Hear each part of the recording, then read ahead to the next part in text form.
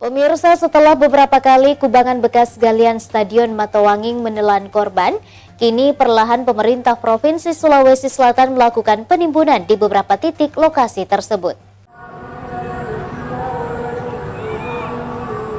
Pasca dibongkarnya Stadion Matawanging pada tahun 2020, kini stadion tersebut menyisakan kubangan luas dan menjadi salah satu spot memancing bagi masyarakat sekitar.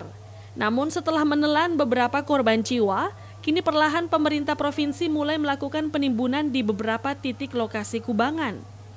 Menurut warga, penutupan kubangan bekas galian Stadion Matawanging saat ini terlihat telah mencapai 80%.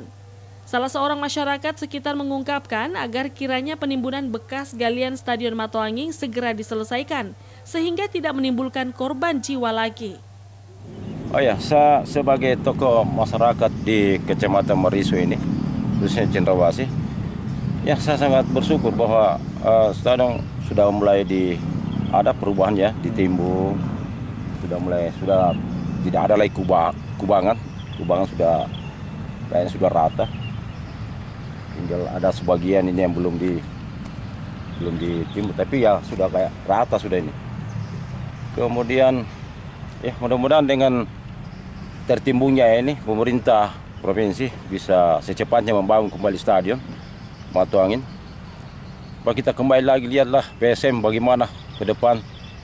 PSM berbicara lagi di kancah dunia seperti dulu.